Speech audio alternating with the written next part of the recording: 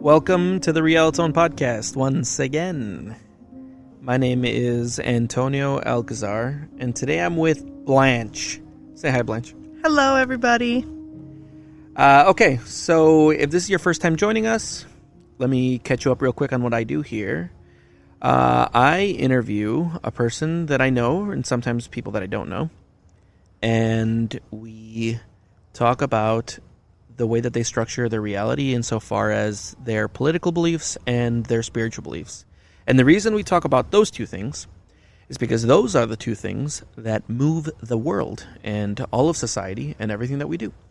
And so, because as a people, we've become very polarized and entrenched in our camps, I am making this podcast in order to help everybody kind of see each other as human beings and try to have the difficult conversations that sometimes we're unable to have without them becoming antagonistic. And hopefully these conversations give you some kind of vantage point with which to have further conversations and sometimes debates with people that you know, and then with any luck, we'll be able to find some way to talk to each other and fix some of the problems that we're in.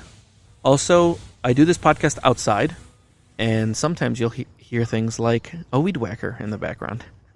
But these podcasts are being recorded during the 2020 coronavirus pandemic, and so I'm doing them outside to social distance. Sometimes, though, there's airplanes and cicadas, so we'll have to bear with that. Okay, so, Blanch, how are you doing? Yes. How are you? Oh, I'm delightful. How are you? I'm good. All right, are you ready for this? Yeah, I think so. Okay, so the first thing I'm going to ask is for you to tell me what words you use for your politics. Liberal. And what word you use for your spirituality. Pagan, Neo-Pagan. Okay. A liberal, pagan, Neo-Pagan. All right. Let's explore some of that. All right. So the first thing that we're going to talk about is climate change. Okay. Tell me what your position is on climate change. Well, unlike a lot of our current leaders, it's 100% real. I firmly believe that it is something that if we do not take a drastic turn with what we are currently doing to try and at least slow it down or prevent it, I feel like it's going to obviously get extremely bad. So you think that we're responsible for the acceleration? Absolutely. I am not in any way a scientist, so I know that there obviously is probably just natural occurrences and cycles through the Earth's timeline. Sure. But the amount of damage that humans themselves have put on this world is definitely something that I believe is greatly accelerating where we should be at. Okay. And you think that we can do things to decelerate that? Absolutely. How about environmental protections? You feel like we need those? Those are essential? Absolutely. I think we should do more than what we are currently doing.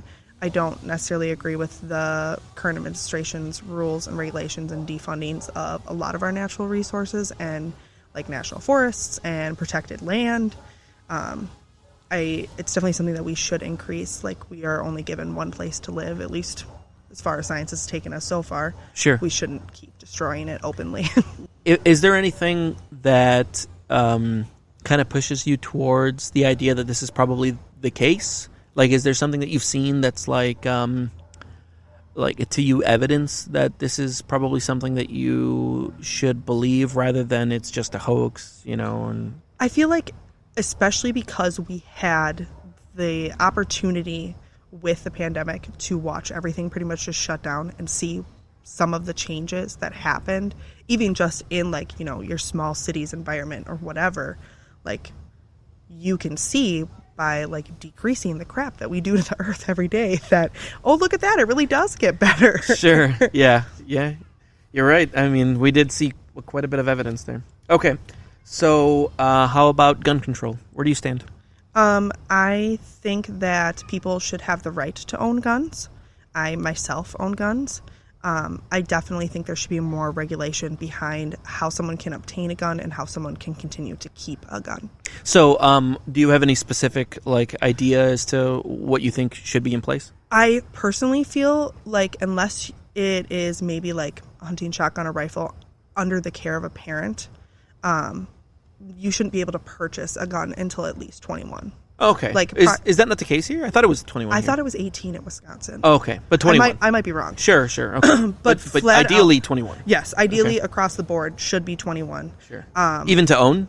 Yes. So what if a parent buys it for you? You shouldn't be able to have it without? So I think, and this might be my skewed because I grew up in Wisconsin. I grew up in a family that hunted a lot. Yeah. I think owning one and having constant access to it is a lot different than, oh, we're going hunting this weekend. I'm going to use this shotgun for the hunting trip, and then it's going to go back in a safe that I have no way of being able to get into. And so you think that's the better situation? Yes, I think unless that you're 21, you shouldn't be able to have easy access to it. Exactly.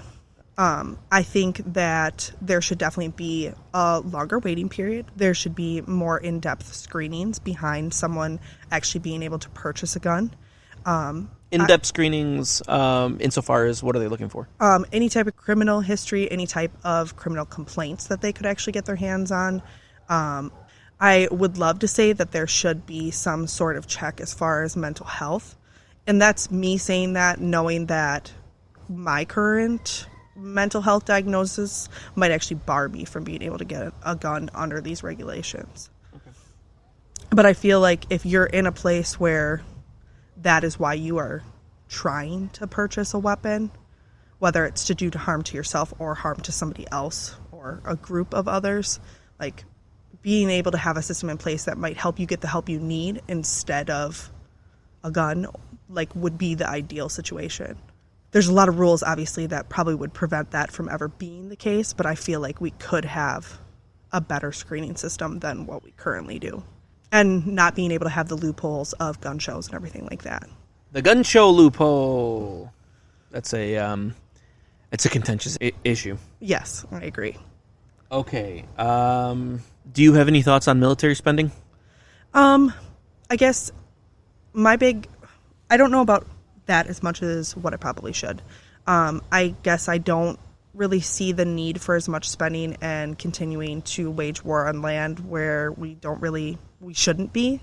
I feel like, because I grew up kind of right on the cusp of everything that happened with 9/11. I was 5th-ish grade when 9/11 happened. Yeah. So a lot of that I didn't really understand until later, but it's one of those deals where as I got older, I was like, well, if they're the ones that did this, why are we in Iraq and Iran? I'm confused how we jumped here. The entirety of the United States is confused about that. Yeah. We're all on different sides of the fence of what happened there. But I just don't feel like it's necessary for us to especially still be there, 9 years later. Sure, yeah. It's been a little bit now. Okay, so as far as the spending on it, you think that because we're using it to be in places that we maybe have no reason being, or that the reasons are dubious, maybe we're spending too much there? Absolutely. I think if you're going to continue the budget they have for the military, I guess the one thing that I would really like them to keep a higher budget for they really need to take care of the people that are coming back. Oh, okay. You can't just completely wreck people's bodies and minds and then just leave them to wander the streets when they come back. Sure. Okay. How about immigration? Where do you stand on immigration? I would love to see an open border policy. Yeah. I think... Like an entirely open border policy? Entirely open border. Okay. I think that so much of the rest of the world uses an almost completely open border policy, especially in certain areas of Europe and everything like that. And it doesn't really show any detriment. There's jobs, there's cultures that are sharing, there's just a lot more connectedness then. I don't see why, especially in the last 4 years, that it's gotten to the point now where, we have people in literal cages just because we don't want them coming into our country, which is a country that's literally built on immigration.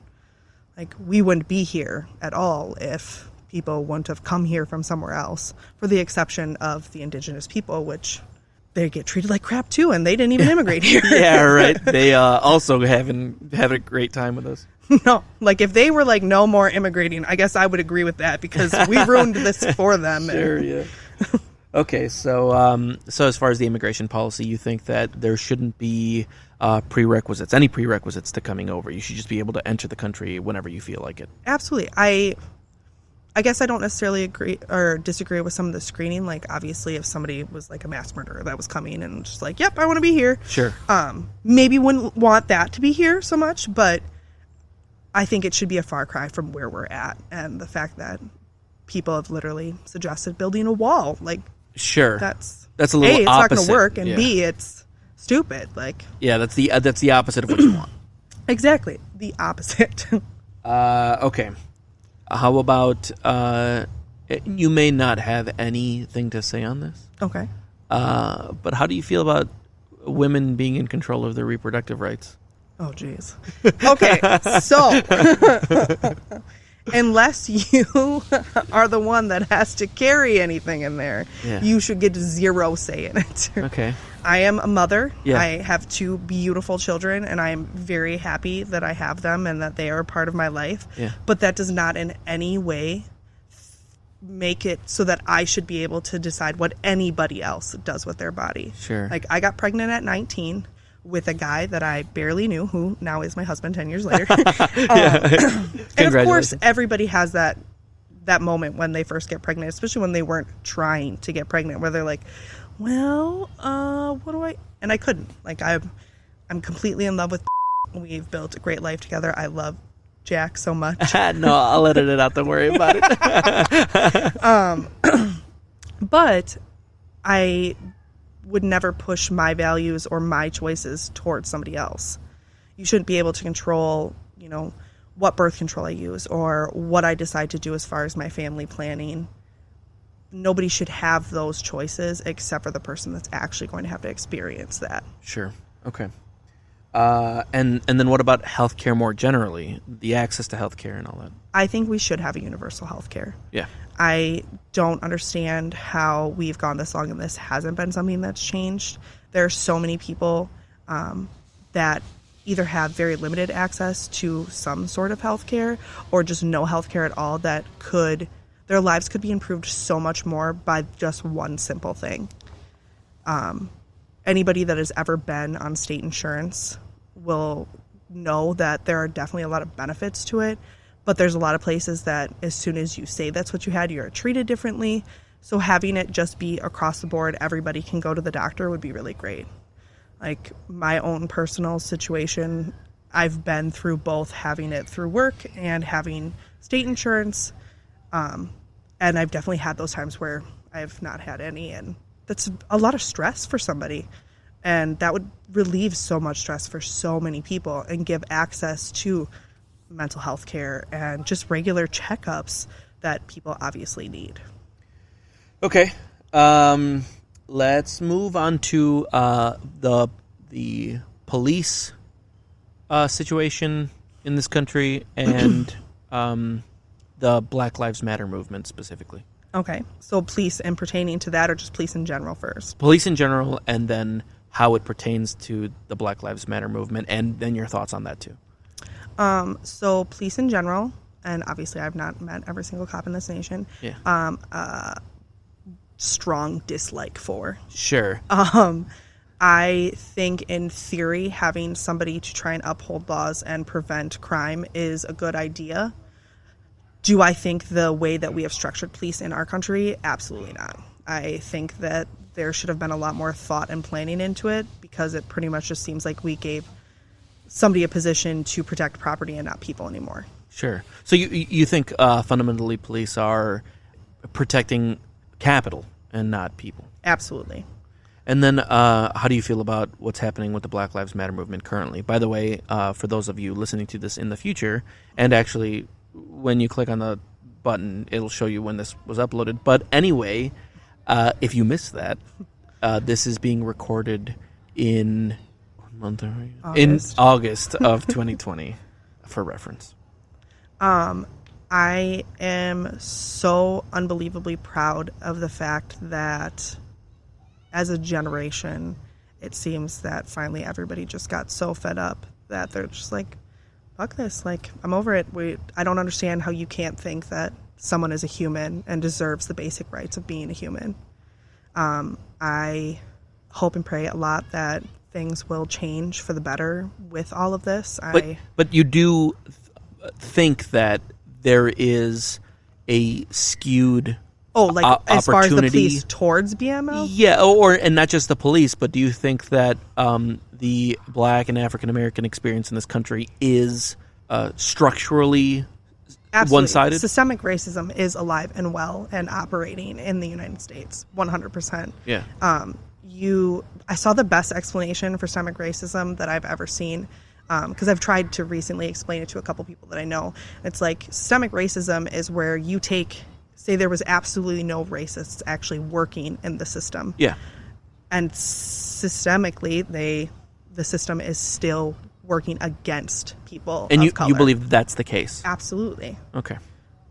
And it's one of those deals where, especially with everything going on and people bringing to light so many things that unless you had to deal with it, you would never deal with it. You can kind of see it all play out, and I don't understand how more people don't understand that. Okay. Last political question. Are you ready? Yeah. How do you feel about the differences between socialism and capitalism? What are your thoughts on both of them? I understand the need for some sort of capitalism. Like, people obviously need money and need to be able to live and everything else. I do, however, think that going to more like a social democratic area, that would be better. Like I said, I get that we need to have some sort of market, like people need jobs, everything like that, but I don't understand where we went wrong and we stopped caring about each other as people instead of just people that will eventually make somebody money. Okay, so you align more in the camp of democratic socialism. Absolutely. So like the Bernie Sanders style, Yes. strong social nets, but also capitalism. Yes. Like I said, I see the reason for some aspects of capitalism. I don't think that it should be held above a human life, though. Okay. All right. That's politics. I got all your political ideas. All right. So let's move into spirituality a bit. Okay. Do you have a way that you conceptualize God? Do you have God? Is a God in your life? So it's more gods. Okay. So I guess like the backstory to this is pagan. Don't give me too much backstory. Okay, I won't. I just first just describe how it is that you conceptualize gods. Okay. So to me, there is the male and the female, Okay. and they are above all. And with my particular practice, I also have like essentially like a familiar type god. Like, it's someone that I connected with that appeared in like my learning of this religion. Okay. And that is who like you would do like your daily or weekly type praying to, and then Sure. you have the man and the woman, or the sun and the moon, is my belief. So that kind of oversee everything. Is the male and female or masculine feminine, that kind of duality, is that just a more general duality? Like more generally, because you also refer to it as the sun and moon. Do you just kind of see a higher power duality that you can just more easily describe as male and female? Or do you think that there is some kind of specifically male-female energy that can also be described with words like sun and moon? I think it is more the male and female energy. Oh, okay. I think it almost is like the idea of a soul being ripped in half and eventually meeting, and that's the whole idea of soulmates. It's almost like they are the two souls of the world. Oh, okay. And usually, with my beliefs anyways, the woman represents night and the moon. Okay. Man represents day and the sun. Okay. And then, so from those two energies come other... Gods and goddesses. Okay. And creatures. There's like a whole thing with fairies too, but... Okay. And so like in your structure of your spirituality, there are non-physical, right? Yes. Non-physical conscious energies Yes. that all sort of originate from a duality energy, Yes. and those conscious entities play a role in your life. Yes. And they're specific to the world, like Earth, or are they like a universal cosmic kind of thing? Universal cosmic kind of thing. Oh, cool. And so is there communion between those energies and your consciousness, like your specific soul or mentality can commune with them? There's Absolutely. They are very much the whole idea of they are a part of me, I am a part of them. It is all kind of like a together thing. Okay. Do you see yourself as some small part of whatever you consider to be like God-like or God's Absolutely. energies? Okay. You're just like you're like a physical manifestation of that somehow? Absolutely. So basically you are on this earth as representing what they are.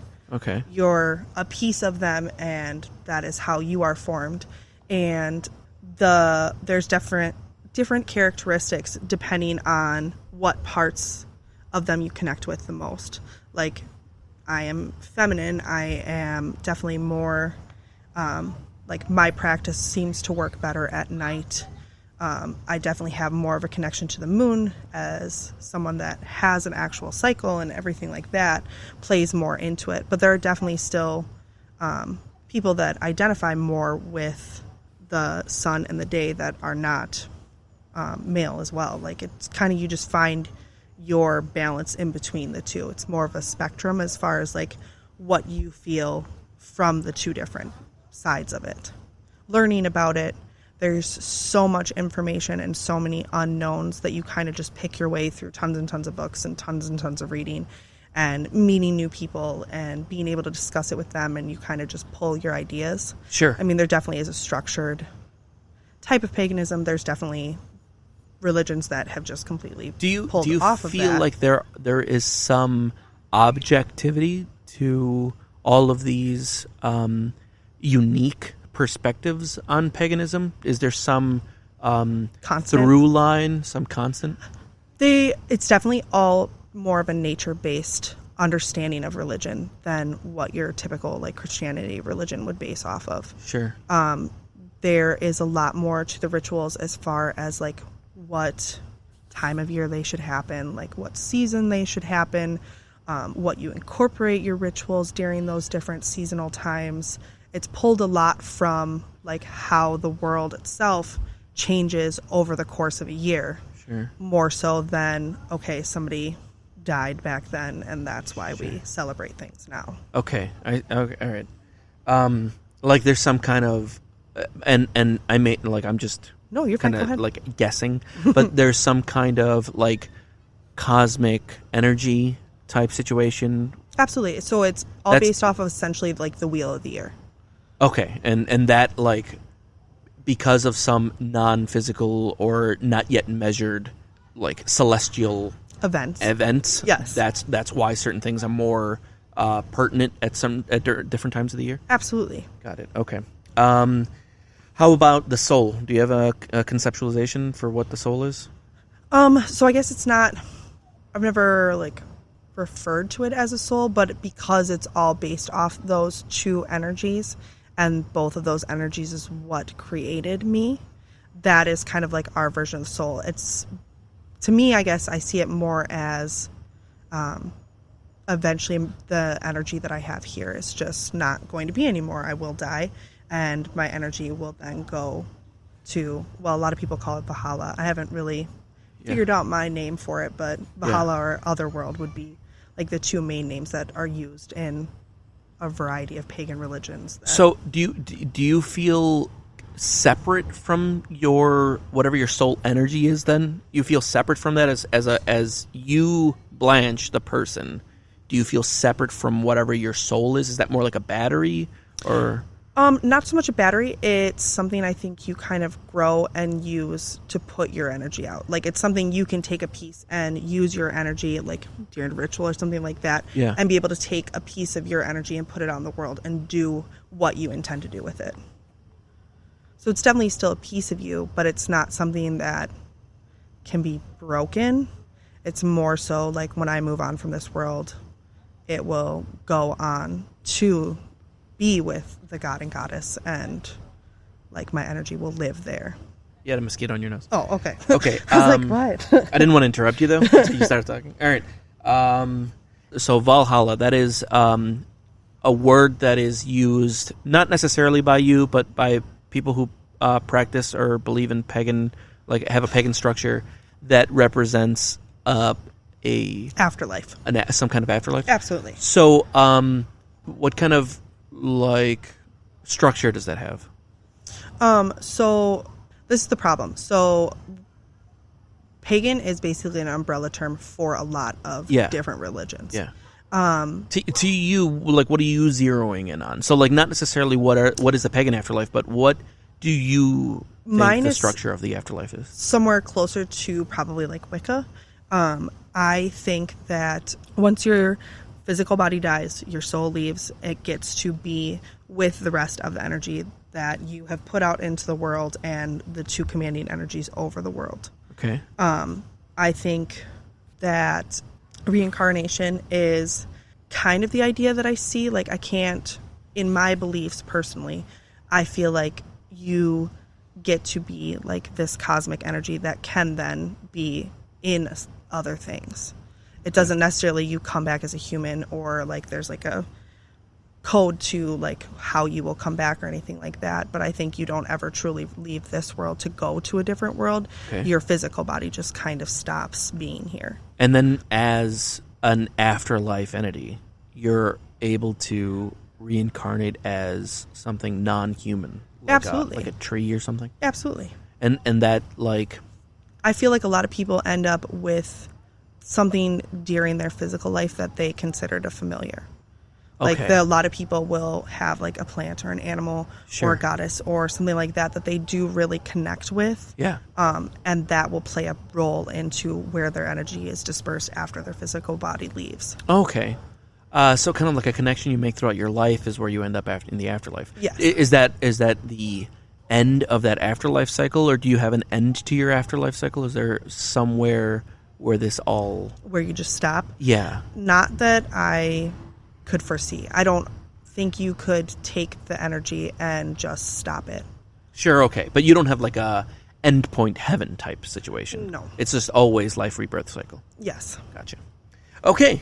So that's everything. All right, let's talk a little bit about how you got here. So when you were young, did you grow up in a spiritual or political household? No. So my parents were both raised Catholic. Okay. They did not agree with certain points of Catholicism. They never really spoke openly with like what it was that ruined that for them. Okay. But we were never baptized, me and my brother or sister. Oh, really? So even early on in your life, they were done with that. Yeah, no. We never really went to church, anything like that. They didn't baptize us. Basically, their standpoint on it was like, we didn't agree with the religion that we grew up with. I'm not going to force you into something that... Both your parents? Yeah, that you might not want either. Yeah, okay. And so you didn't grow up in any kind of religious household? The only time that there was ever really like a structured religion is with my stepmom. Okay. She was Lutheran, so I went to a lot of like Lutheran church services on the weekends that I was with my dad. Sure, and she was like an actual practicing Lutheran. Yes.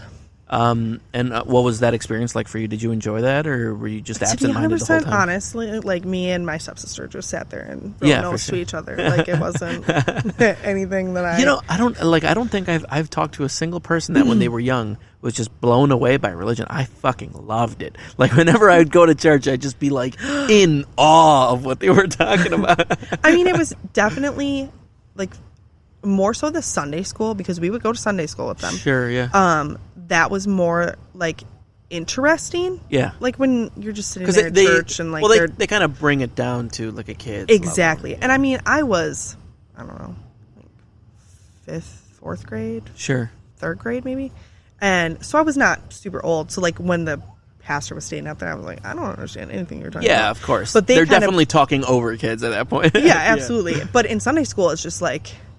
Wow, really? Like this is what you guys think actually happened? Yeah, right. That's why when I was a kid, I was just like, this is real life? Because I didn't know that it there's adults wasn't. that believe this? Well, no. See, for me, it was like, this is actually what exists. Because I was like a kid, so I wasn't like a smart, like, oh, the structure of your reality is so interesting to me. Like, I was like, real life is this? How is this possible? And then when I was older, I was just like, oh, you just think that this is real life. Like, somebody really did all of these things? Like, there was a flood? Like, dude, I was why blown doesn't away. people talk about? Like, Yeah, why for didn't I sure. ever learn about this in school? Right? I was literally blown away by it. Okay, so your upbringing wasn't necessarily very skewed towards religion. How about politics? Was anybody political in your home? Because your politics now and your religion now seems very structured. There's an incredible amount of detail to it, right? So Where did I get the structure from? No. So we'll explore that in a bit. But was there any kind of idea or adherence to structured political thought or structured religious thought when you were young? Religion, not so much. Political?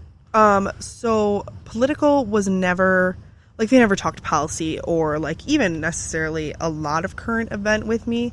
I just grew up in a family that was, more so my dad's side than anything, very hateful. Like openly racist. Like, oh, really? Racist. To the point that we were not allowed to watch the show Sister, Sister at my father's house because of blacks. my grandpa. Yeah. Yeah. Okay. Yeah, like, it was rough. And my grandpa was from an era where it just was completely okay for that to happen. And Sure. just at that point, especially being as young as I was, like, I would try to argue with him about it and be like, you don't understand. Okay, but so when you were young, you actually tried to argue with your grandpa that you thought this was wrong. Why did you already have this idea coming from an environment that had racist thoughts? Why didn't you have those racist thoughts? Because I didn't understand how you could just openly hate someone you've never met.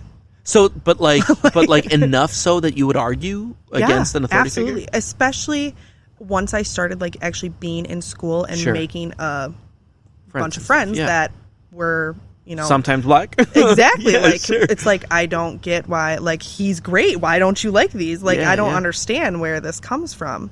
And I mean, I grew up in Milwaukee. Like, it's always been a very culturally diverse area to be in. And I just don't understand, like, why there was just, like, this open hate for somebody just because of their skin color. Like, it just seems stupid to me. Sure. And do you remember if your racist-leaning or openly racist family members skewed one way or the other politically? I'm going to assume that it was Republican because Because the Republicans are the racists. Exactly. Like, but then again, we were also like, poor, so I don't know. Well, I mean, plenty of Republicans are poor, but the so like the reason I ask is because I feel like you don't. I feel like it is a lot to say that the only political party that you can skew if you're a racist is Republican. And so that's why I wondered if you recalled. I mean, obviously, we're both very liberal people, and so we like to assume that if it's a racist person, it's probably a Republican. But also, I want to explore whether or not that's unfair, you know? So it's one of those deals where I do not remember them ever openly talking about, like, a specific politician. How's that? Even like Bush. Because you remember the Bush years probably pretty clearly. Pretty much. But like I said, none of them really ever openly talked about it until I remember having a conversation with my mom when I was a senior in high school and Obama was running for president. So, like, end of my junior year, too. Yeah. My dad, I assume Republican only because I know I knew his standpoint on a lot of things. Like, he hunted all the time, had access to a lot of guns. Sure. But I mean, you're a liberal person that is okay with guns. Yes, but I'm a liberal person that's okay with guns. I'm trying to figure out, like, a way to put this. Like, he very much fit the, like, stereotype of a Republican. Not even just, like, the racist thing. Like, there was more to it than that. Like, I don't want to say that he'd like Trump, but, like, there's part of me that's like, he would love Trump. He might have. So, just for podcast clarity's sake, your father is passed. Yes, he passed away when I was 15. So did he pass? So he passed before Obama became president. Correct. Okay, so there was no really way of knowing how was he going to react to a black president. Him and so growing up, My parents got divorced when I was in second grade. Yeah. My dad lived with his dad, and my mom lived with her mom. Oh, okay. And then for a little bit, one of my stepdads. Sure. And then my stepmom, who was not ever legally my stepmom, she was just around a lot. Sure. Yeah. For most of my life with my dad. So that was kind of like the structure of my family. Yeah. And it was very different. Like, my mom was never openly racist. She was never, I mean, she grew up in an area in a time where, like, there was always a little bit of bias, I think, but Sure. it was never like being at my dad's house. Did your parents grow up in, like, rural, like, America? No. Really? My dad grew up in Milwaukee. Oh, okay. He grew up, like, north side, Brown Deer, Milwaukee. Okay. But that's I don't know when your dad was growing up, but right now that has a pretty heavy African-American black community. Uh-huh. My grandpa worked for Pabst, and then he was an engineer for MPS. Okay. So he was very much involved in the Milwaukee community for someone that was so hateful.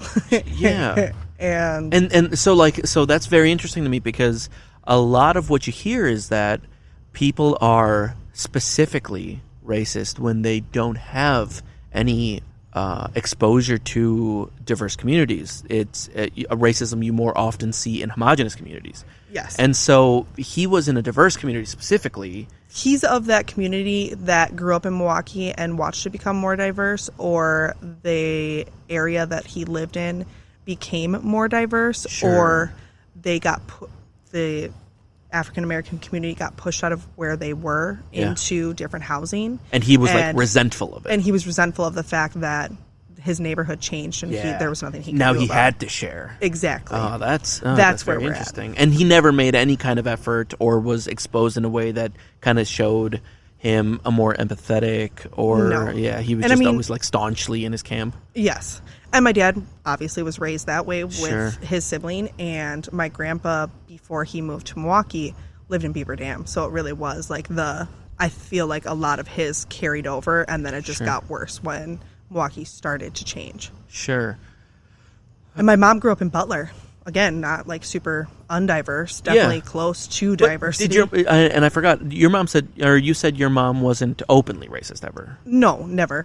Your mom is still around now. Correct. And do you ever have conversations with her about what her stance is as far as different kind of, racists or like Black Lives Matter, for instance? That's a big thing right now. Right now, I am so proud of her. Like, she definitely seems to have like kind of changed her tune. Okay. I feel like a lot growing up, there was definitely a large influence from my stepdad with my mom about a lot of things. Sure. And your stepdad, not the greatest person? No, he's horrible. Yeah. But after that, my mom kind of like grew into this person, and like they separated. They got divorced. Okay, good. I assisted in kicking him out of the house. Well, that's good. But the man that she's dating now, she's dated for the last 8 years. He is definitely very different from me politically. Sure. Is he like a Republican? He is definitely a Republican, but is he like a Trump supporting Republican, or is he like just a right leaning centrist? Just right leaning. He definitely. I don't think he really likes Trump. Sure, yeah. I mean, there are plenty of Republicans. I don't ever assume that Republicans like Trump. There's plenty of Republicans that are just like, I don't think you can call Trump Republican. He's just more like a wannabe dictator. Yeah, well, I mean, I don't know. Like I think that the best words for him are megalomaniac, narcissist, absolutely, tyrant, fascist. But 100%. but also, I am willing to explore those things with anybody who wants to explore them with me, Anybody want to explain this to us, please. But no, he definitely is more right-leaning. He is very conservative, but he's also one of those people that would never, ever try and push his agenda towards you. Sure. Like, we just don't talk about it. Yeah. It's just like, nope, you can think what you think, and I respect that, but Sure. I'm going to think what I think, and you have to respect that, and too. he knows your politics. Oh, 100%. He's friends with me on Facebook. So. Yeah, and no, for he sure. might have unfollowed me, but he's still my friend. Knowing your politics, when you guys get together, he is respectful of you and is able to talk to you and all that. Absolutely. We just try to steer clear of certain topics, and that's fine. Sure. Like, to me, the best part about him is that he's just amazing with my kids, and he loves them more than anything else. That's and awesome. Coming in. So there's familial values there. There's camaraderie. Like, there's real empathy I would and never love there. just automatically assume that he's an asshole because I know his politics. Yeah, He's a great sure. guy. Because but his politics to you are only vaguely right. Like they're right for sure, but like nebulously right. Yeah, no, it's never been like he's never openly been like, well, this is all stupid. Trump's the best. Sure. Like, Yeah. openly racist or anything like that. Sure. Like, and your mom, you said, is also pretty middle of the road now? yes, absolutely. Like, she wants just badly for Trump to go away. Sure. Well, I mean, don't we all? Don't we all? Okay. Oh, I didn't ask, and I forgot to write this down. But I feel like this is a fine place to insert this. How do you feel about LGBTQ protections and all that? It should 100% be something that is protected. I myself am bisexual, Okay. and I have been open and out since 8th grade. I Oh, probably boy. knew a little bit before that, actually. No way. But I didn't tell anyone and didn't really know that there was a name for it Sure. until about 8th grade, and that's when I came out to my parents. So Okay. both my parents I had come out to before my dad passed. And so like that's actually why I wanted to bring it up now. How did they? Because that's actually something I didn't know about you, and I had forgotten to ask. I had because that's a thing that I usually ask. But how did they feel when you came out and you were openly non? What is I that? feel called like cis, they both right? knew. But that's cis. Cis is the right Yes. word for you came out as not cis. Well, Because I don't know what cis means, to be honest. to be 100% honest, I'm not 100% sure either. Like, Straight, then we'll just use straight. So Yes. So when you came out as non-straight, they were surprised, not surprised, accepting. they were accepting. My dad's so I got really nervous because I wanted to take this girl to a dance. Like, this is how this all came In about. 8th grade. In 8th grade. That's wild. And I wanted to take her, and the school's being dick about it. Yeah. So, But that's pretty ballsy for an 8th grader. Because I really mean, like I to don't. just stir up shit. Yeah, but that's what it sounds like. I mean, you must have been that kind of person because even if you want to do something like that young, 8th graders usually feel pretty powerless to the world around them, to just be like, hey, I want to do something real controversial right now. Like I that's didn't want crazy. to plug it up. Sure, that's wild. Okay. Well, it was the very start, I feel like, of that becoming more of like a mainstream, like, main idea of being like, okay, I know not everybody's straight and y'all just need to deal with it. Like, Sure, yeah. I feel like I was right part of that, like, cusp of that just kind of exploding and taking off and being a lot more accepted than obviously it had previously been. Yeah, sure. I mean, and we still have leagues to go. Like even now, sure. like it seems like okay, we're at like a point where if you are not on board with people just being not what you expected them to be, then there is something clearly wrong with you for Yeah, sure. absolutely. But also, it's still a fucking issue most of the place. Like that's Yeah. such a. I'm just like blown away by how. Of all the things that are going on right now, this is the hill Could you're you going to die just be on. okay with this, like that's so wild. You are not the one in my bedroom. Like, you don't what have does to it worry matter? about it. Yeah, for sure. Okay, do you think that being bisexual in a already marginalized group caused you to skew left in a lot of your politics, or I feel like it definitely impacted me in the sense that it seemed like the only people that were ever like, yeah, no, this is totally okay. Love who you love. Like, that is your right as a human. Were always more left-leaning or Democratic-leaning. Like, so I definitely feel like that did play a part in, like, my progression of how I came to be a liberal. sure? But there's just been so many things that have affected that. Like, my upbringing, my becoming a mom, like, becoming a parent. Like there was a more centrist version of you that kept getting pushed left and left. I feel like I started off as more just like, okay, well, I don't really understand a lot about politics, but I feel like this is how it should be. And then it just, like, I started off already kind of skewed left. Sure. And then I just, like, full on hit the wall at left. Yeah, And, for like, sure. You just get... Yep, just open everything, have Yeah. everybody love each other all the time, and it'll be fine. But that was mostly because you attached to the idea of empathy. Absolutely. I am sometimes too empathetic. Sure. But I feel like that also stems a lot from a lot of the things that happened when I was younger. Sure. Do you want to go into that at all? I can, yeah. What do you mean by that? So my parents, they got divorced when I was in second grade, but prior to that, my dad was extremely, extremely abusive. Sure. Like, frequently would do terrible, horrible things to my mother, in front of us, to us, to the point where, like, there was even a point in time where we literally just left in the middle of the night with assistance from other people and ran away to New Mexico. That's real Yes. abuse. Yes.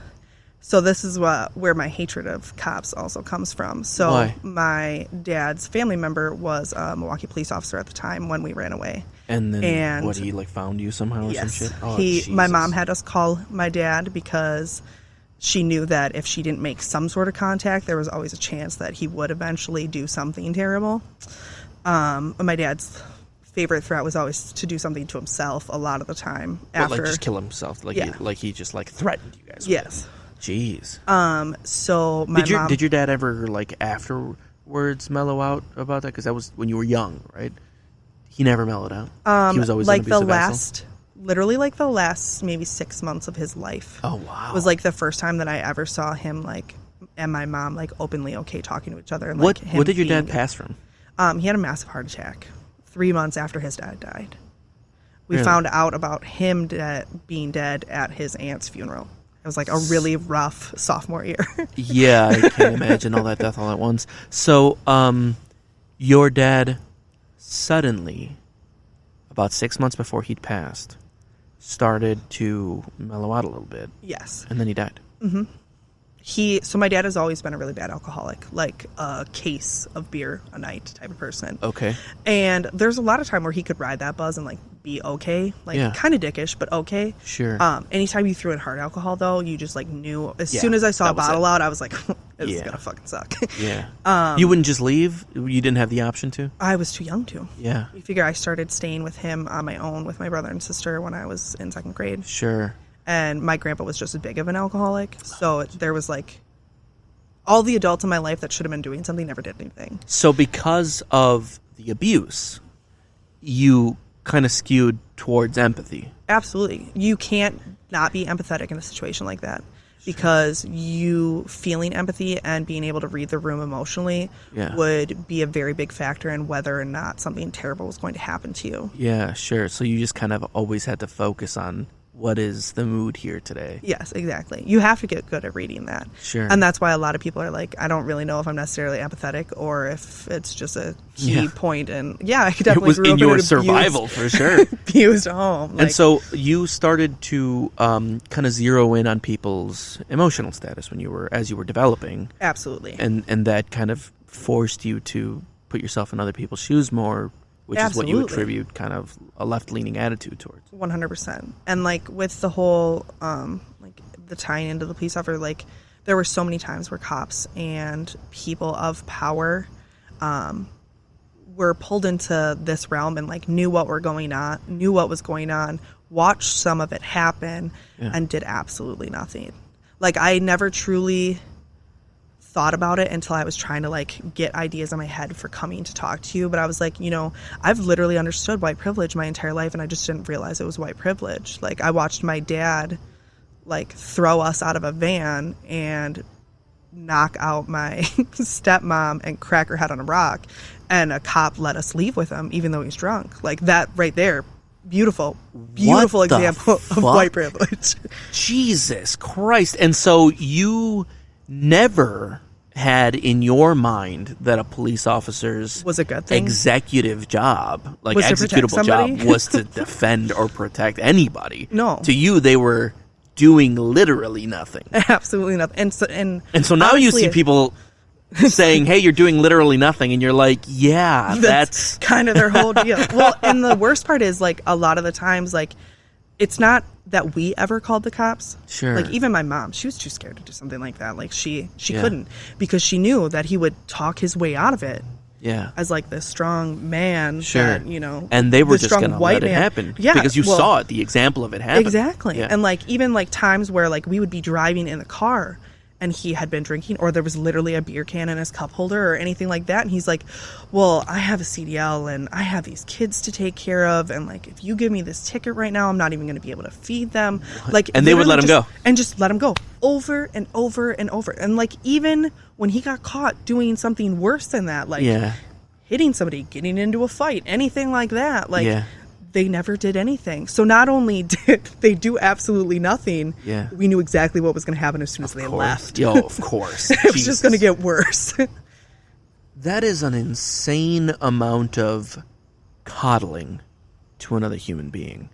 Eventually you get over it, and then you just... but what I mean is the system literally encouraged him to do it. 100%. Because if there are no consequences for shit behavior... Well, you figure what, like... At least 30% of cops also beat their wives. Why would they arrest somebody? Yeah, I thought the number was 40. Oh, okay, 40% of cops beat their wives. Like, why would you arrest someone for something you're going to do when you get home? Sure, no, and I think to be more specific, I don't think it is that they beat their wives. I think that it is that they are some sort of domestic violence. Yeah, domestic violence for sure. Which I think the specificity should be there, because who knows what that could be. Absolutely, there is a lot that entails in that, but. Yeah. Why would you arrest somebody for doing something that you're probably going to do? You're fucking doing too. Exactly. 4 out of 10 are like, that's an insane. All of the current or past Milwaukee police officers that I know also did that to their wives. So that is that is a bananas thing to know. Absolutely. Like the power of that life experience to inform your perspective of police is very unique, because I've never experienced police like that. In fact, I only know one police officer in my entire life, and he is probably the coolest person I've ever met, or definitely one of them. Yeah. He is a person that I have a tremendous amount of respect for. And he's the only cop I've ever known. He's an uncle of mine, and he's just, I don't know, beyond cool. Like, he's always just been the most rational, empathetic person that, like, even the people he arrested liked, you know, like, like he had a good relationship with a lot of people. But I know that is not representative of the majority of police. And I always feel bad. Like, I've never once been able to bring myself to do like the 1312 or like write out a cab or anything like that, because I know somewhere there has to be a cop that actually knows what they're doing and like is out there preventing other people from going through the experience I went through. Like, I have to tell myself that.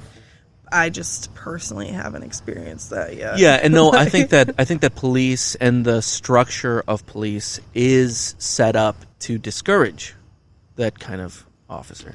100%. I think that I agree with you that the police, as it stands now, should not exist in the way that it stands now.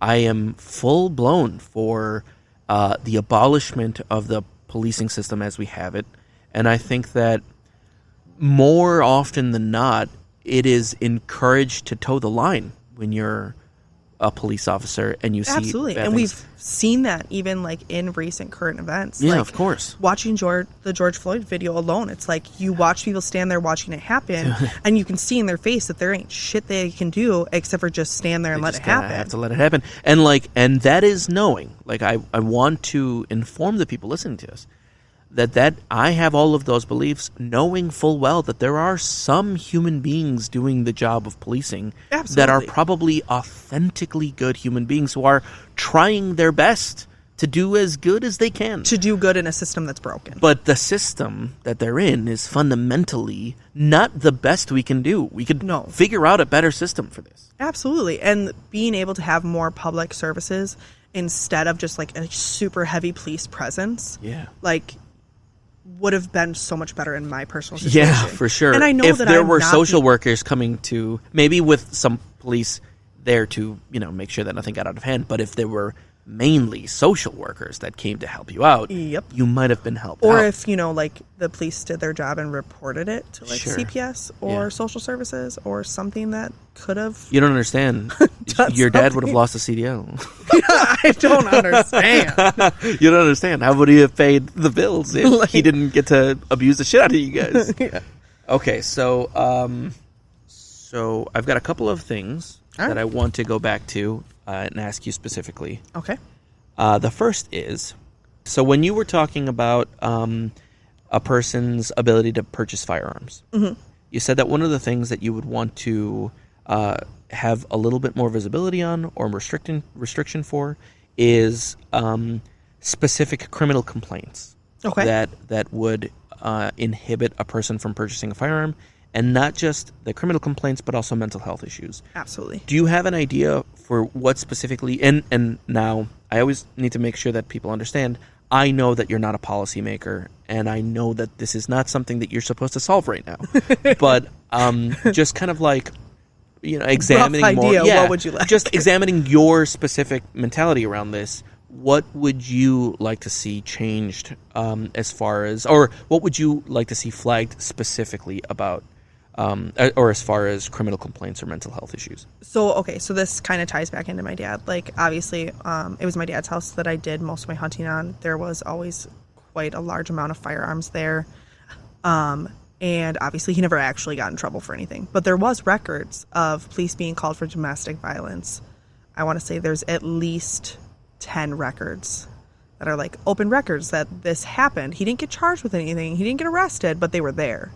I feel like if you have something like that on your record, probably shouldn't be allowed to buy a gun. So domestic abuse or domestic disturbance, no firearms. No.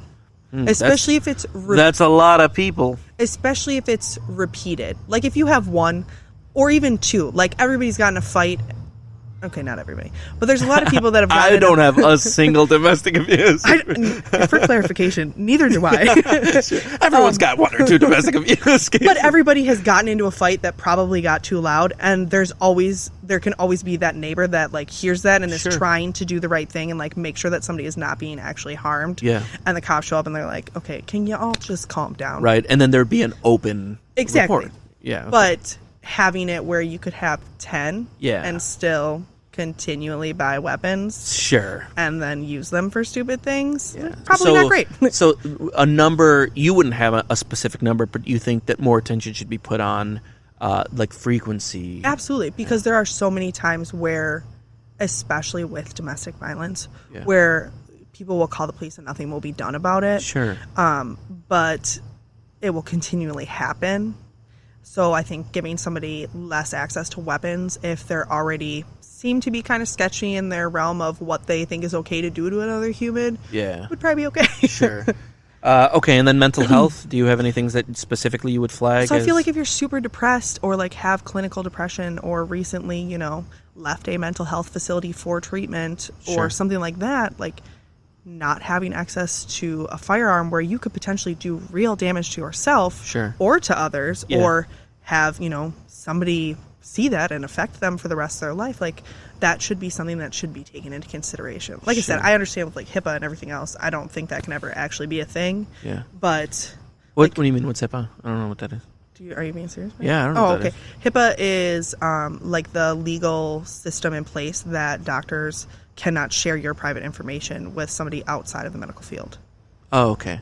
So, you're saying so that there's really no way of knowing. Yeah, I wouldn't, like, unless you gave consent to have your medical records released to wherever you were buying a gun. I don't really know how you would do that. I mean, that's actually not terrible. If you're going to buy a gun, you need to give them access to your medical records. Like that. Specifically mental health medical records. Nobody needs to know, but if you're going to have a gun, then somebody needs to know. Yeah, exactly. And I mean, that's speaking as someone that has been in a mental health facility for clinical depression and bipolar disorder. So yeah, and you think that somebody in that situation, maybe there should be a little bit more there's no way that when I was in that position and I went to the mental health facility and got diagnosed that I should have been anywhere near a firearm. So, but you're saying that right now, currently, you do own firearms. So we do have firearms. I inherited all my dad's guns. Sure, yeah. And Bill also grew up in a hunting family. They are all currently in a safe at his parents' house. Okay. And not in our actual possession. Sure, okay. That was done as soon as we had the kids. Okay. Because we didn't have anywhere for gun safes to be, and I did not want my children to be able to get at anything that they could potentially hurt themselves or others with. Okay, and so to be clear, you think that guns are primarily all right in the case of recreational hunting. Absolutely. Hunting, even trap shooting. I used to do that a lot when I was growing up. Sure. But mostly recreation. Absolutely. Okay. I can understand having something in your home if you do truly feel that unsafe. Yeah. Like I would never hold it against for someone. home protection and yeah, stuff, I know a lot of people that do. And we've even talked about it, especially come election time. Yikes. Yeah. But I don't think you just need to randomly have assault rifles just chilling. Sure. But so to that. The whole idea of silencers and having extreme magazines and everything like that, I don't think that there's a reason that someone, just like a regular civilian, would need that. let me speak to that though. Okay. So the reason in this country there is the right to own firearms, the entire point of it was that there was some possibility that the government would need to be overthrown. No, not necessarily overthrown, but that you'd be able to defend yourself against a tyrannical government. Yes. And that's why it was written into the Constitution. So you're saying that recreationally, whatever, you own a gun. But what do you think about the need for like a civil defense force against a potentially tyrannical government? 4 years ago, I would have never thought we would ever need one. Currently, in the last month, can kind of get it. Sure. So that's what I'm saying. Do you think that there is some validity to the idea that you might be able to defend yourself with a firearm at home? Yes, I do think there is some validity. Like I said, I feel like I would be interested to see how many other people have changed their mind on this subject in the last year. Yeah. Because before it was sort of like a hypothetical, nebulous idea. Like, that was always like the first thing. Like anytime I came to the conclusion that I was liberal. Sure. Quite a few years ago. Yeah. But that was always like the one thing that I was like, I'm totally okay with guns. Like that was always the one thing where I was like, this is the most unliberal thing about me because I was raised around them. I know how to operate them safely. Yeah. My son has already shot a BB gun and everything like that. He has his own bow that he practices with. I've always very much pressured into the safety before if he decides he wants to hunt. Sure. We'll go through hunter safety even though it's no longer required in the state of Wisconsin, which is crazy. Yeah. I went through it. But I would have never thought that we would need the type of weapons to like defend ourselves from a government. Yeah. But now you think maybe there's a possibility of that. Who knows what's going to happen in November? Yeah. Like it's a really at this point, I feel feel like this is the first time in my life watching everything politically that it doesn't sound as far-fetched as what it would have. Like a lot of people tried making an extreme deal, obviously, when Obama was elected. Sure. Because there's a lot of really hateful, racist people in America, unfortunately. Yeah. And I figured if nothing happened then, that nothing would happen. Like I was like, okay, so like we maybe have to get through getting a woman president, but after that it should be fine, right? And then this happened, and I was like, oh shit, I lied. It gets so much worse. Yeah, yeah. It's so funny how intensely polarized things are continuing to get. Because I thought the same thing when finally like got to a point where it was like starting to get better, and like people were just mad at Obama for policy. But that's not true. Because the reason that it's as bad as it is right now is because it was getting more and more polarized. The reason that somebody like Trump could become president is because the 8 years of Obama pushed some people onto one side. And like he seemed like a benign president, but also not to some, I guess. To some, it really radicalized them. Not like violent radicalization. Are we talking about Trump or Obama? Obama. Oh, okay. Obama. I was like, what? Obama definitely radicalized some people on the right, not necessarily violently, or in some cases, I guess, sure, but definitely to want something that more represented their, extreme views clearly, and that turned into Trump. Like these things have been simmering for a long time, and so I guess just naively, and maybe it was because I did not get to vote for Obama the first time. I was not old enough. I was 17. But watching him get elected was like the first time I was like, okay, well, maybe this is like a step in the right direction. Like maybe this is where we're like getting, and then it just has slowly turned. The United States must be getting very, very cool because now we're electing black people. Yeah, for sure. Finally. And in some ways, I feel like we are dumb. But like, in some ways, I feel like that's what's happening. We're progressing further left in some ways. Yeah, absolutely. And that is a very cool thing, that there is more open acceptance for black leaders, and not just black leaders, but leaders people of other color in general. people of color in general, and people of other religions in general. But it's like a pendulum, because as far as it goes one way, it is returning just as far the other way. Yeah, and it's getting like, wow, like it doesn't even feel like we have a middle anymore. No, so one of the cool things about being the kind of person who just engages everybody politically and religiously, I just want to talk to everybody about it. I have met a lot of very centrist people, a tremendous amount of them. In fact, the majority of the people that I know, I think, are not extremists to one way or another. I know more centrists than I know anybody else, but that's not what we see represented on TV and on the internet. We see the extremes. Yeah. And a part of me thinks that it's because the extremes make money. Emotional stuff makes money, and so when you're on the extreme, there's we are still a capitalist country. And now that is, again, fully acknowledging that I am not a centrist. I am very liberal. I run to the left, and we'll see if you ever catch up to me. But like I said, I've hit that Velcro wall of the left side and just like stuck there. Yeah, for sure. So I am one of those extremists, but again, I know more centrists than I know more of anything else, and I love to engage almost even fucking strangers in political discussion. So hey, that's not a bad thing, though. No, I feel but that's what I'm saying. I don't think that the idea that it's entirely a pendulum is true. I just feel like it's just kind of skewing that way in our representative democracy. I think that representatively we're in a pendulum. My group of people that I talk to and interact with in some way, I feel like it's one of those deals where I've gotten rid of all the people that are just hateful and in any way agree with any of it. That I'm just I've left myself with this group of people that are very much left leaning. so I don't have any kind of way to suggest that people allow things that are toxic in their lives. Mm-hmm. I think that mental health and stress being the reality that it is hard enough to live a comfortable, peaceful life without inviting toxicity into your life. Yeah.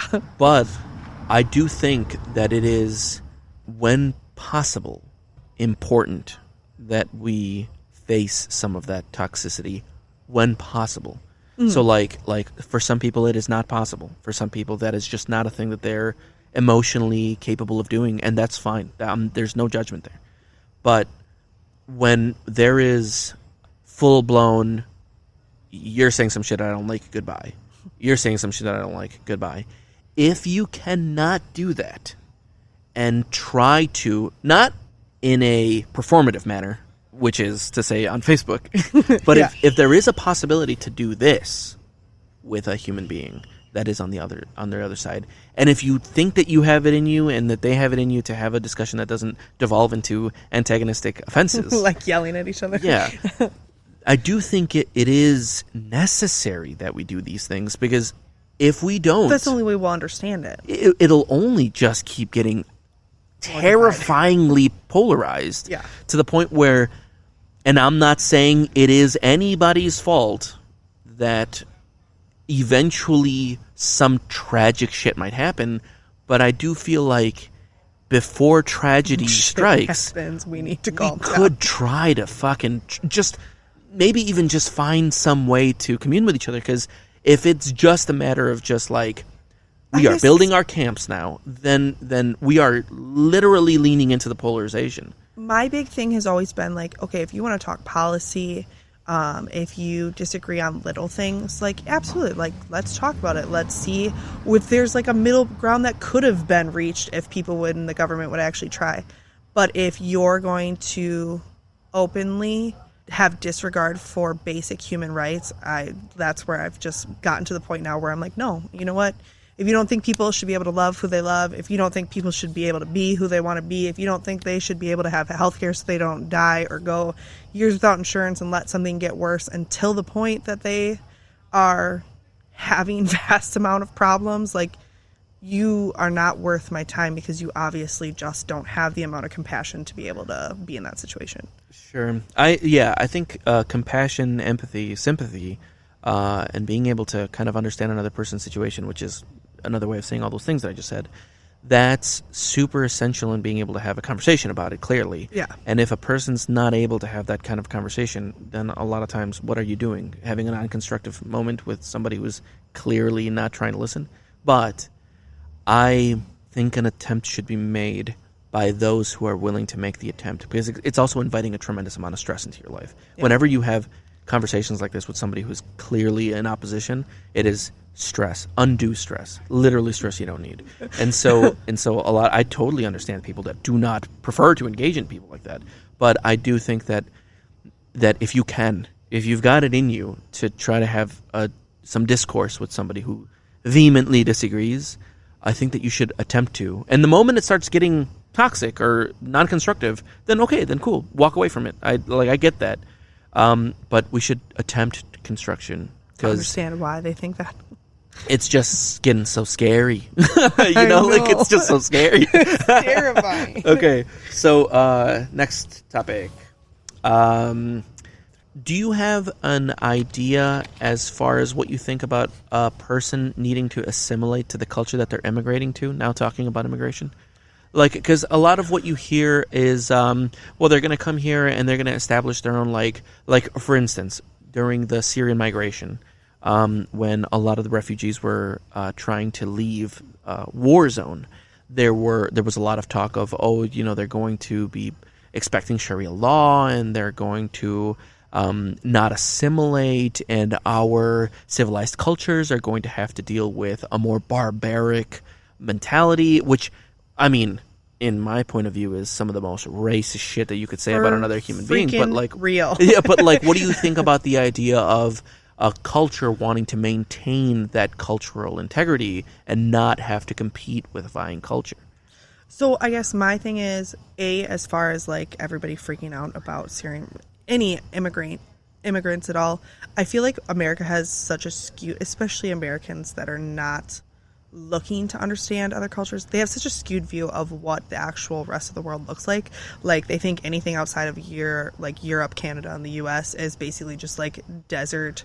Sure. Or open sandy dunes with no real people or running water. Like, it's like they have cities. Mexico is in sepia tone. They have, exactly. Like, the whole idea that movie makers literally change the lens of cameras to make something look more like either Mexican barren. Or barren. Like, it's like, you're horrible and you're making this worse.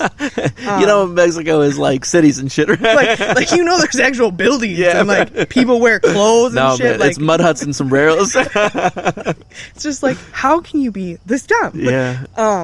But like, the whole idea of diversity is being able to actually have something that's diverse. Sure. Like, just because somebody is coming here and they have a different religion than you does not mean they're going to be like you and just shove the religion down your throat. Sure. Like, so like the idea is that some religions are less receptive to competing cultures. So like specifically, the idea is by racists that the Muslim culture or the Muslim religion is not a religion that accepts foreign competition. And so if a large enough Muslim community were to immigrate into the United States, that there would be specifically that would cause friction because of their religious tenets. We have so many different religions already in the U.S. and none of them, that's not true. Christianity is kind of just taking over and think that they're the best, but it's mostly coming from Christians. that idea. I don't think, if somebody is trying to come to the U.S. from their country, there's obviously a reasoning behind why they want to be here and not somewhere else. And they know, for the most part, what they're walking into when they get here. Like, it is a very diverse community. Like, there are some areas that are definitely not diverse. Sure. But in general, like, there are so many different things going on. If you're coming to the United States, you should expect that there's a lot of stuff here. And like, I'm not saying that they have to condone it. I'm not saying they have to agree with the other religions or practices or cultural things. but they also kind of have an idea of like, it's probably not going to change, so you might as well just enjoy your faith and practice it how you want. Sure. And realize that, you might have some people that are very open and questioning and like Sure. want to know more about it. But I don't think anybody's coming here to just take over and be like, nope, this is how it's going to be now. And if they are, they're not going to do it through slow immigration processes. They're just going to like drop a bomb on us and be like, nope, you're done now. I don't want to beat this point to death because I want to get to the other stuff, but the idea is that is what they're doing. The idea is that they're slowly eroding the American way of life over generations, and that they are quietly infiltrating the United States, and that they are making it less white Christian because it is an attack on white Christians. That is literally the mentality. I wish you could hear my eyes roll right now. You fundamentally don't agree. No. Yeah. Oh my. Okay, people are here because they want to have a different life or a better life or anything else. Like, they are leaving something to try and get somewhere where they can make a better life for them or their children or their family or whatever it is. Yeah. Because we do have capitalism, and you can make money and support something and build that whole American dream. Yeah. It's like, I think the people that are so worried about somebody coming in and taking away that American dream are so focused on the fact that it's not even tied necessarily into the dream anymore. It's like they want a white Christian America, and that's how it's supposed to be. Yeah, that's coming from a very isolationist mentality. Absolutely. Very xenophobic mentality. Absolutely. They're going to take what I have. And I just don't understand They that. aren't giving a shit. They give zero fucks what you want. Yeah. And that whole ties back into the whole, like, how can you not have compassion for somebody that just wants a better life? Yeah. Why do you automatically assume that there's some terrible motive behind it? Yeah. I was like, oh yeah, that's right, because you're also a dick, and that's exactly what you're trying to do to everybody that comes here, or everybody who is here.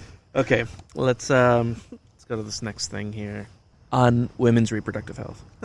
So you said that it is up to you to decide what happens with your body.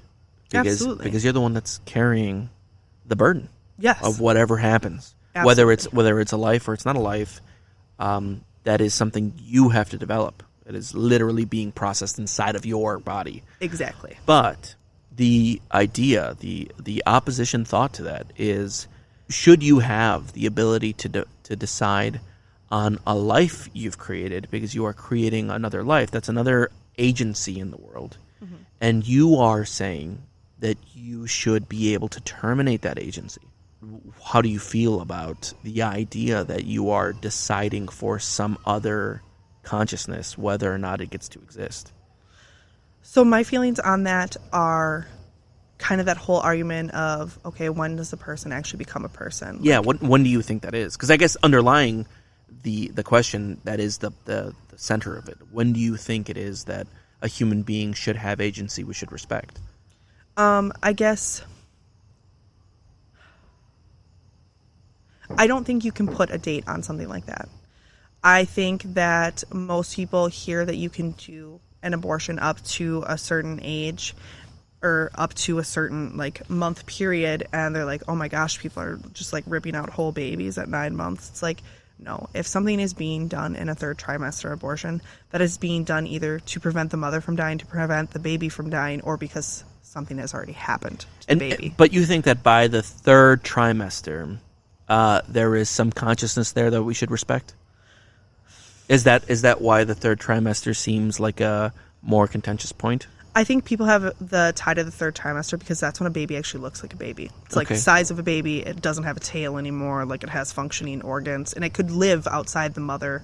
Yes, if it was born in that moment, there are things that we can do. Exactly. Like, if it was born right then, like, it could be a living, breathing person. Prior to that, it can't.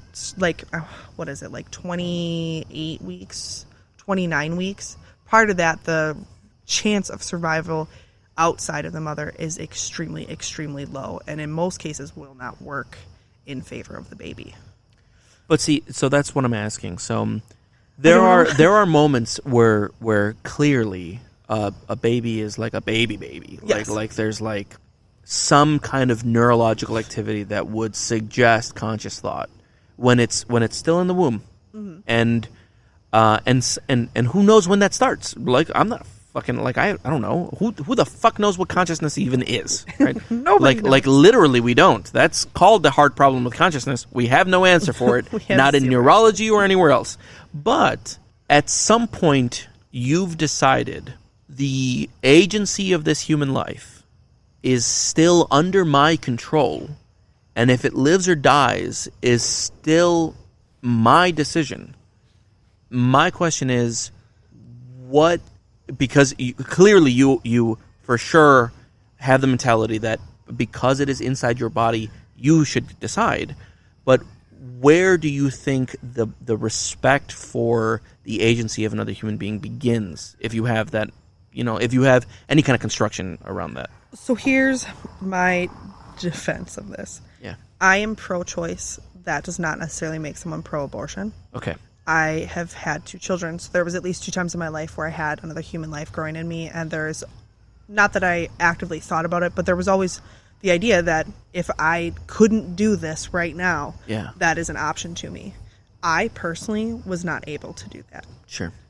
But just because I can't does not mean that I would ever take away somebody else's right to do that. And I personally think that if any woman during her pregnancy can deal with the fact that, or make the choice to end something, that is completely on her and how she feels. And I don't know when consciousness starts, and I'm not saying that that there's a point where you're terminating a life and another point where we're just terminating not a life. Put a time frame on it. Yeah, but see, that's why I feel like this conversation is very weird, because I feel like it should be completely open to whoever's the one that's actually making this deciding factor. Because nobody really knows. Nobody knows. And so the best case scenario is that you make the decision. And there's so many things that could factor into it as well. Yeah. And I mean, no, most women, even women that have gone through like incest or rape or any of those things, those horrible, horrible things, and have ended up pregnant, like, if it got to the point where they were 9 months along and then they found out, like, most women probably would have a very hard time doing that. Sure. But there's still some women that would be like, no, I can't do this. Like, I physically, mentally, emotionally, whatever, cannot do this. And that's fine. That is 100% their choice. And I will always defend their choice to make that decision. That's why I feel like trying to put an age limit on it. Yes. Like a time limit, some kind of thing. Yeah, everybody's different. I agree. I ask you just because I want to explore, like where your construct is around this. Mm-hmm. But my mentality is that regardless of it, where it is a life, until there is birth, they're not an actual person yet. Like, they're not and even if they independent were, being. Even if they were, if one, there's no way to know, and two, you're the person carrying it. You're developing it. It is still a part, literally by definition, of you. Yeah. And so you get full decision. That is not something that I could ever be like, I think you should see it my way. Because what the fuck?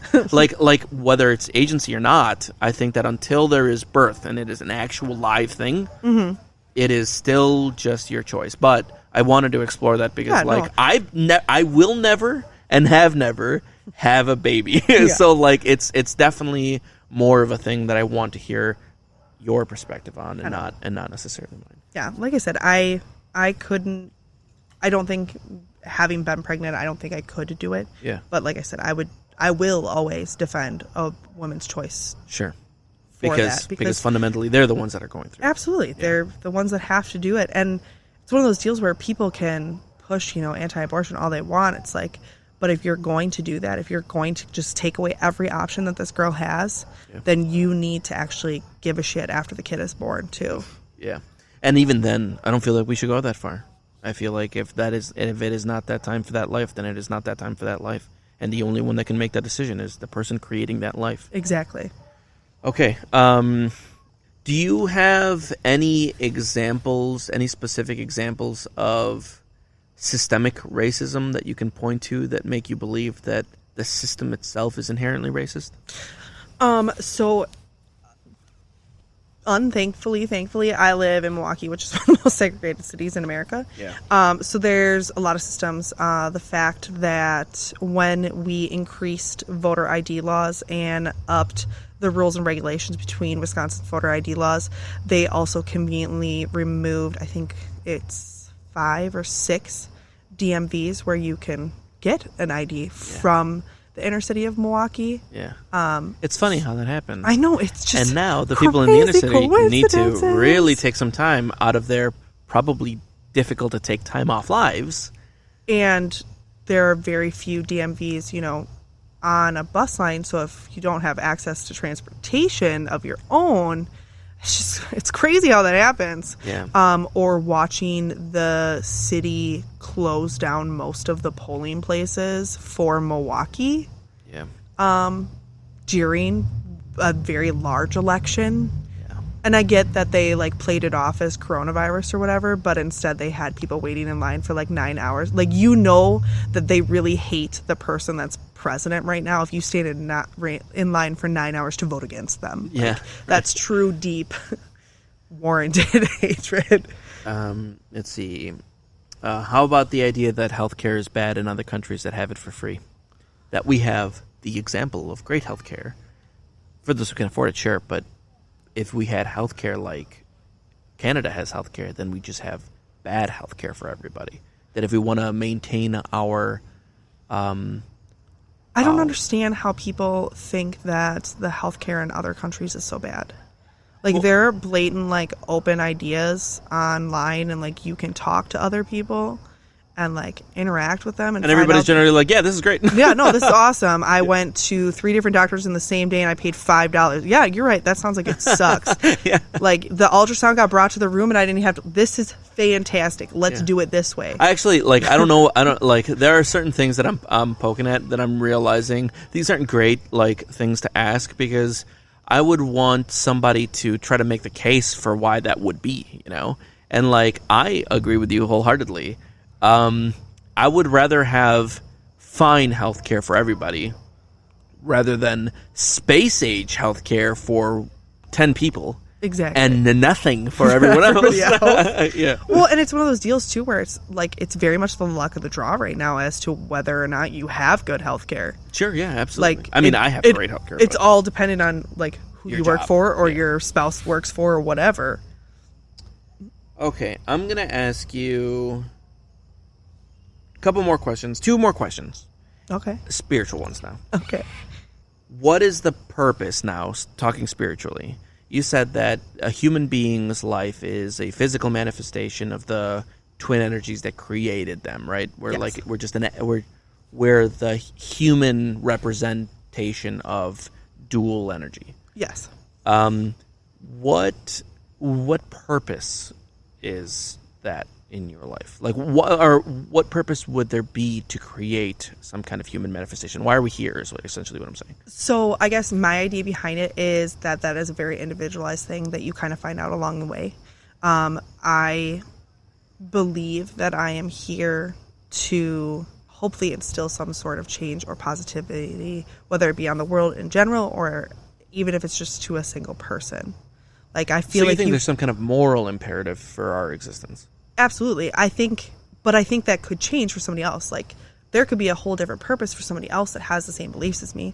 I just personally think that is where because of my life experiences thus far and how I feel and what I am good at, I think I am here to help other people. I got you. Okay, so less about a specific moral imperative and more about a specific just personal journey. Yeah, personal journey. So it could be anything. It could just be for me, I think it is more of a moral thing, but yeah. Yeah. But I think everybody kind of has their own, finds their own way through this. Sure. And you think that it's not necessarily that dualistic representation of God needed to learn the thing that you're here to do.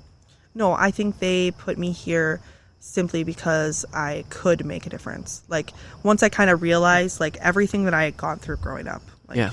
And we didn't even touch on some of the Sure. other stuff. Yeah. I was I had all these life experiences, and I went through all of this bullshit. Yeah. And I made it out. And, like, I'm a good person. Like, Sure. I'm a positive person. Like, I care deeply for others. But do you think that that was pre-planned then? You're like a deterministic I feel framework? like part of me wants to think that, no, they didn't plan for that whole thing to go through. But I also think that I wouldn't be the person I am today if I had not gone through all of that. And you like the person that you are I today. love the person that I am. So there's a part of you that feels like this is somewhat deterministic, that your life is a journey you're experiencing, but that's what you had to go through to be this person? Yeah, absolutely. Like I said, I would hope that I'm still as good of a person as I am now if I hadn't gone through all those things. But I don't, you never know. Like, But I could be an asshole. So I believe in determinism too. So like I'm familiar with this idea that there's a thing that you're supposed to be doing. Yeah. But when you're living within a deterministic framework, then you are relinquishing the idea of agency. You aren't in control of your life in any way because you are living the life that was planned for you. So without agency, what do you think is the purpose for life if you're not doing it? You're just living it? I don't necessarily think that everything is pre-planned for me. Okay. I think that was maybe my, not punishment, but like that was the struggle that I had to get through to become the person I needed to be to make the change in the world that I'm supposed to make. Do you think that I don't think it's that there's- necessarily planned what I'm going to do. I was going to say, do you think that there's some way that you fail at what you're doing, or do you think that there is only a path to succeed at what you're doing? I think there's always a path to succeed. Sometimes it just is a really long path, and you might like take a couple wrong turns. But you think that inevitably you must succeed? I don't think it's necessarily about succeeding. I think it's more about, I don't know, succeeding seems like you're trying to win something. That's not really. Well, not necessarily win, but succeeding in the sense that if you've got a purpose, that you need to fulfill that purpose or fail trying it. And you're saying you cannot fail? I guess I'm more saying that if you're trying to do good, even if you just do one simple little thing, Sure. you have essentially done what you needed to do. Oh, okay. So you have a more nebulous idea of what your purpose is. There's not really a purpose. It's just vaguely it's not like do good. Once I turn 30, whatever. No. years old, like, And I'm this not is even what I'll saying do that. it. I'm just saying like let's say you're saying I'm here to help people, right? Mm-hmm. Are you saying that just vaguely you will help at least one person while alive, and that's what you mean by help people? Or do you think that there is some a specific person that I'm supposed to? or just some like more grand idea that I am going to be a helper throughout life type thing? Like, do you get to, like, let's say help one person and then go, okay, well, I did my thing and I am just going to chill the rest of my life, you know? Like that's what I'm saying. How deep rooted is your purpose? I guess I've never really thought about it like that. So good job. I'd like to say that it would be like a continuous thing. Sure. Like this is Like if you're here to help, you're here to help. Yeah, this is like what I've decided is my purpose in life, and I just want to keep doing it. And you do have some sense of being able to decide that. Yeah, I do. I feel like you kind of go through the first part of your life, and eventually you hit this point where you kind of have like that light bulb moment where you're like, yep, this is what I'm meant to do. Sure. And you have some idea that what you're meant to do is to help. Absolutely. Sure. I feel like you can't go through all the bullshit that I went through and not try and change it for other people. But you do feel like you kind of came to the realization that this might be what you are here to do, and then you decided that is what you want to do, to go that path. Well, you kind of like pray on it and like think about it, and you look for signs in your life and your universe, and you also have to remember that like up until like the last 5 years, yeah, I didn't really have religion at all. Like this has Sure. all just been like a very long learning process that literally started with me liking witches and stuff when I was little. Yeah, like, you just kind of that's how I was like, it. And then as I got older, I was like, oh, well, there's like a structure behind like, it. There's a whole thing. Yeah. Like, And it then kinda spoke to you. You like started doing like I started looking into the pagan stuff, and I was like, oh man, there's like a lot of different ways this could go. Yeah. And then you So that's actually so. What I'm trying to navigate in your concept of this, and your idea of this, is the difference between the things you decide and the things you don't. That's kind of like what I'm trying to kind of weave myself through here. Me too, bro. Me too. So right now you just have like a generalized idea that there are some things that you were meant to do, and there are some things that you're deciding to do. Yes. Okay, cool. So, my last question for you today, Blanch, is describe to me in what way rituals and their effect manifest themselves for you. Okay, so first, actually, okay. let's define what rituals are and what the purpose for them is. So rituals for people can be very different things. For me, a lot of the time, I like to incorporate some sort of food or beverage that is tied to the season. When it's like the actual like set holiday seasons. Sure, okay. I guess would be the easiest way like pagan holiday season? Exactly. Yeah. So like Samhain is coming up for Halloween. Sure. And it's not necessarily a holiday, it's more just like a reflection point almost. Well, that is essentially like the New Year's celebration of of like the pagan calendar of the wheel. Sure. Like that is what would normally be like New Year's Eve, or it's where the veil is the thinnest. It's where you can communicate and like basically hold space with your ancestors and get kind of that guidance from something outside of this realm. Okay. Whether it be more of just like an energy thing or like, this is going to sound really confusing. Okay. My dad was a really bad person a lot of time. Sure. But anytime my dad wasn't drinking, he was my best friend in the world. Really? It's made like some things very complicated in my life because of course. There's just like going to be a lot of therapy to pick that one apart. But sure. Like something that represents him very much is like anytime I see a deer or anytime I see a truck from the trucking company that he worked out. Sure. And it always seems to be that those things appear when something either big is happening in my life. Yeah. Or when I'm just like having a really, really rough go of it and I just wish somebody would understand what I'm going through. Sure. And all of a sudden it'll be there. Yeah. Like some kind of sign there. It's very much like, okay, there's got to be something else working here. Yeah, like at some point it's happened too many times for it to be a coincidence. Exactly. The day that I found out I was pregnant with my son. Yeah. The truck drove past 5 minutes after I took the pregnancy test. No, found out. Yeah. Just like big life events like that, there will be one of those connections, and it's just like, this can't just be coincidence. Sure. So having that type of stuff happen, it's just like, okay, and then you just put a little bit of thought or prayer or whatever you want to call into it and be like, okay, I see this. Obviously, I'm going in the right direction. Sure. Obviously, I'm going to be okay. Yeah. Whatever you need to take away from it in that moment. And I have that with other things, too. Yeah, there's a lot of this, like this kind of communion with your surroundings, insofar as seeing what would not normally be considered continuity as signs. Yeah, that kind of stuff. You see that a lot. That's a through line in a lot of spiritual absolutely thinking. But my question more specifically is, so in ritual practices, like where you offer food and do things on specific dates, is there some kind of manifestation that you're looking for that? Is something supposed to happen? So a lot of, so the holiday rituals, you are looking for something for that time of year. So Samhain, you are working towards having a better year. Okay. Like sort of like your New Year's wishes for normal January 1st type thing.